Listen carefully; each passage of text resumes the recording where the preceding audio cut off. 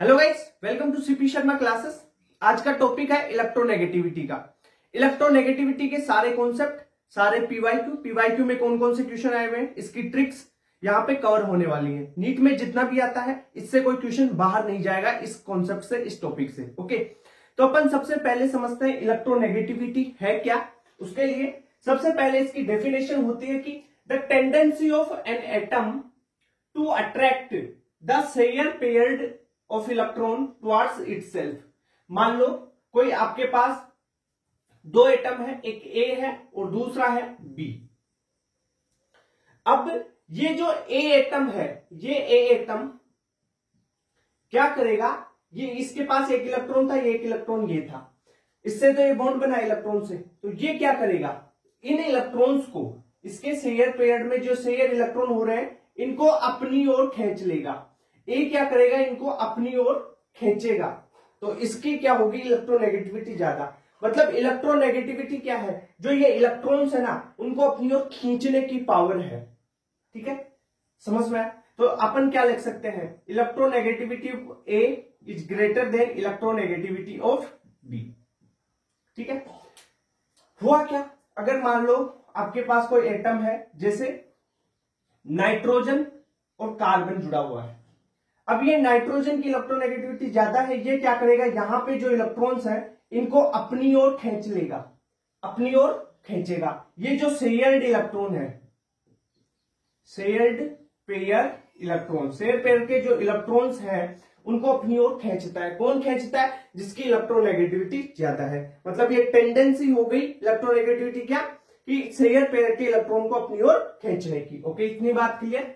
अब देखो जो इलेक्ट्रोनेगेटिविटी है वो इलेक्ट्रॉनिक कॉन्फ़िगरेशन पे डिपेंड नहीं करती। अपन ने देखा सबसे पहले एटॉमिक रेडियस ईए हो गया, आईई हो गया, ठीक है, electron enthalpy, ionisation energy, atomic radius, ये सब इलेक्ट्रॉनिक कॉन्फ़िगरेशन पे डिपेंड कर रही थी। पर इलेक्ट्रोनेगेटिविटी इलेक्ट्रॉनिक कॉन्फ़िगरेशन पे डिपेंड नहीं करती है। ये सबसे इंपॉर्टेंट बात है, याद रख लेना, इलेक्ट्रॉनिक कॉन्फ़िगरेशन पे ये डिपेंड नहीं करती है। ठीक है, इतनी बात। ये जो परसेंटेज आयनिक कैरेक्टर और बॉन्ड पोलैरिटी, वो ये एप्लीकेशन है इसके, ये मैं बाद में बताने वाला हूं आपको। सबसे पहले देख लेते हैं इसके फैक्टर कौन कौन से हैं जो इलेक्ट्रोनेगेटिविटी को अफेक्ट करते हैं। अगर इलेक्ट्रोनेगेटिविटी की बात करें, जैसे जैसे साइज बढ़ती जाएगी इलेक्ट्रोनेगेटिविटी उसकी कम होती जाएगी। जैसे जैसे जेड इफेक्ट बढ़ेगा इलेक्ट्रोनेगेटिविटी बढ़ती जाएगी। सर हम कैसे देखेंगे, देखो अगर आप देखना चाहो ना, टॉप टू बॉटम क्या देखोगे, टॉप टू बॉटम साइज देख लो और लेफ्ट टू राइट आप जेड इफेक्ट वाले से देख सकते हो। ठीक है, मतलब देखो ऊपर से नीचे आने पर, यानी टॉप टू बॉटम, ऊपर से नीचे आओगे तो साइज क्या होगी, बढ़ेगी, और साइज बढ़ेगी तो इलेक्ट्रोनेगेटिविटी घटेगी। यानी आप ये वाला फैक्टर आप कहां पे लगा सकते हो, टॉप टू बॉटम। ठीक है, और जेड इफेक्टिव कब लगा सकते हो, जब लगाओगे लेफ्ट टू राइट जा रहे हो, किसमें, पीरियोडिक टेबल में। यानी लेफ्ट टू राइट जाते हैं ना तो इलेक्ट्रोनेगेटिविटी बढ़ती है, और टॉप टू बॉटम जाते हैं इलेक्ट्रोनेगेटिविटी घटती जाती है। इतनी बात क्लियर हो गई आपको, ये दो फैक्टर क्लियर हो गए। यानी टॉप टू बॉटम जाएंगे ना तो क्या होगा, ईएन में क्या फर्क पड़ेगा, टॉप टू बॉटम जाने पर, ऊपर से नीचे आएंगे इलेक्ट्रोनेगेटिविटी घटेगी, लेफ्ट से राइट जाएंगे इलेक्ट्रोनेगेटिविटी बढ़ जाएगी। ठीक है, ओके। अब बात करते हैं ऑक्सीडेशन नंबर। जैसे जैसे मान लो कोई एलिमेंट दे देगा, कोई कंपाउंड दे दिया PCl3 और PCl5, पी की पूछ रहा है यहाँ पे, इलेक्ट्रोनेगेटिविटी किसकी ज्यादा है। अब देखो PCl3 और PCl5 फास्फोरस और क्लोरीन है, तब यहाँ पे आप चेक कर लो ऑक्सीडेशन नंबर, जिसका ऑक्सीडेशन नंबर ज्यादा उसकी इलेक्ट्रोनेगेटिविटी ज्यादा। तो देखो यहाँ पे P +5 में है और यहाँ पे 3 है, तो ये +3 में है, तो इलेक्ट्रोनेगेटिविटी किसकी ज्यादा, इसकी ज्यादा होगी। तो अपन क्या बोल सकते हैं, electronegativity of PCl5 greater than electronegativity of PCl3, यानी PCl5 की ज्यादा होगी क्योंकि इसका ऑक्सीडेशन नंबर ज्यादा है। ओके, अब देखते हैं परसेंटेज एस कैरेक्टर पे कैसे डिपेंड करता है। जितने ज्यादा एस कैरेक्टर होंगे इलेक्ट्रोनेगेटिविटी उतनी ही ज्यादा बढ़ जाएगी। सबसे पहले सबसे ज्यादा होगी sp में, sp हाइब्रिडाइजेशन, फिर आपका sp2, वैसे sp3, फिर चलता जाएगा। ओके, तो यहाँ पे देखो sp में 50% एस कैरेक्टर है, ठीक है, यहाँ पे 33% करेक्टर है एस करेक्टर, और यहाँ पे एस करेक्टर 25% है। तो सबसे ज्यादा 50% कहां पे, एसपी में। एस करेक्टर जितने ज्यादा तो इलेक्ट्रोनेगेटिविटी उतनी ही ज्यादा।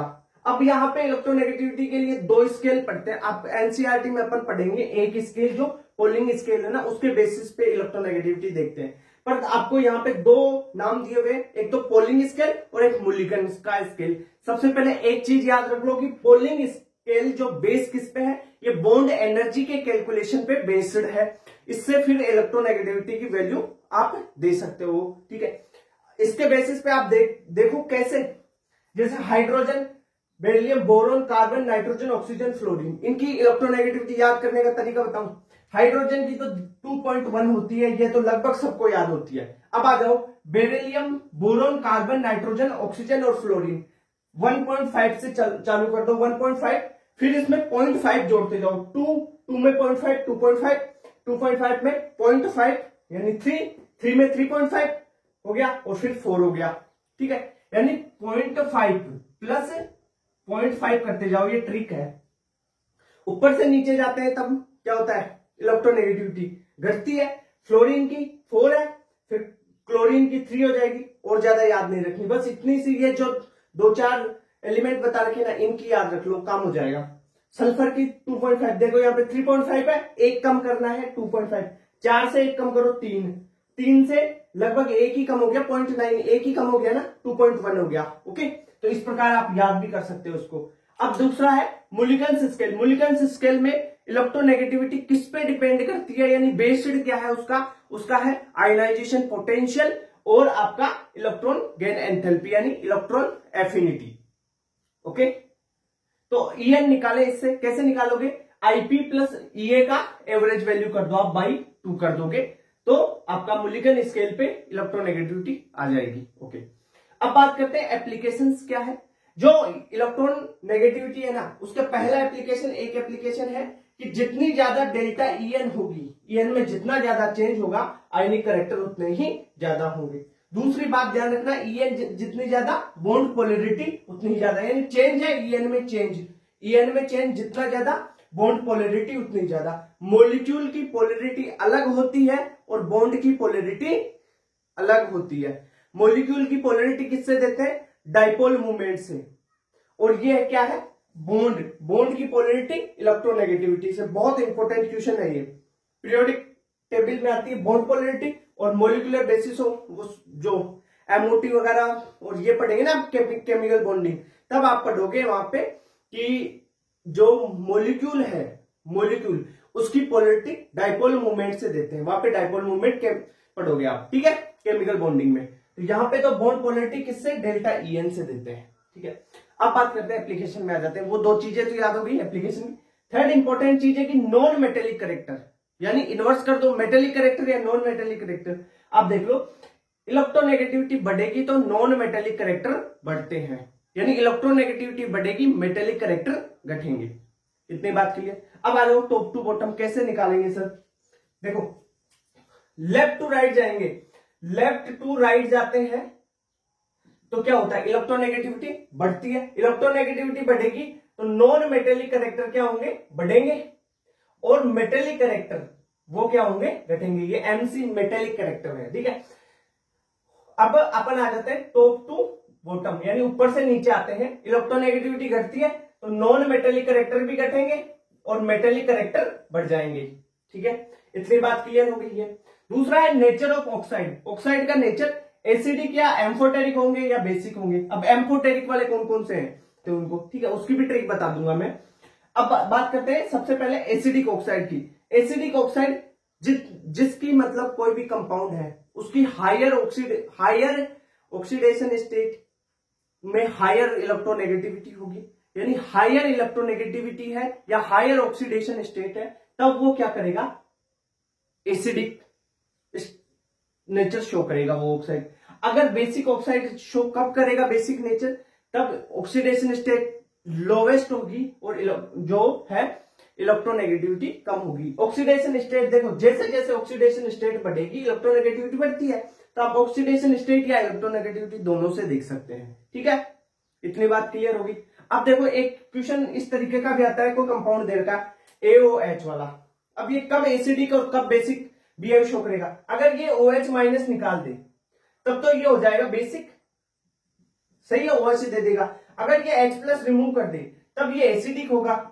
अब इसके लिए क्या होना चाहिए, या तो ये बॉन्ड टूटना चाहिए या ये बॉन्ड टूटना चाहिए। इसमें क्या हो सकता है भाई, एक तो AOH, या तो ये बॉन्ड टूटे तब OH निकलेगा, या इसमें हो सकता है A के साथ O रह जाए और ये बॉन्ड H+ के रूप में ये बाहर निकल जाए, ये बॉन्ड टूट जाए। अब ये ऐसा कैसे हो सकता है, इनमें देखो, अगर इसकी और इस A और ऑक्सीजन की इलेक्ट्रोनेगेटिविटी में ज्यादा डिफरेंस हो, अगर En में डिफरेंस यहां पे ज्यादा है, किसमें, En, डेल्टा En यहां पे ज्यादा हो गई, किसकी, A एंड O की, तब ये बॉन्ड टूट जाएगा, तब ये बेसिक शो हो जाएगा, बेसिक नेचर।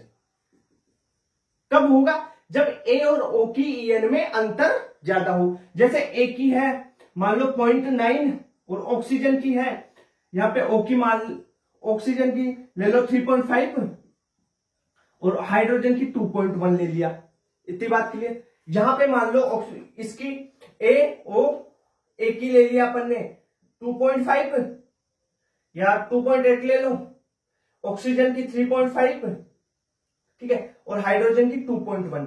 अब देखो चेंज किस में ज्यादा है, 2.8 और 3.5 में डिफरेंस कितने का है, या तो 0.3 का, तो 2 का तो ये, और 5 to 0.7 का है यहाँ पे डिफरेंस, यहाँ पे डिफरेंस 0.7 का है, और यहाँ पे डिफरेंस कितने का है, 9 और 5 का, यानी 1.4 का डिफरेंस है। तो इलेक्ट्रोनेगेटिविटी में डिफरेंस कहां पे ज्यादा है, इन दोनों में, डेल्टा En, यहां पे लिख सकते हैं इसके लिए अपन क्या,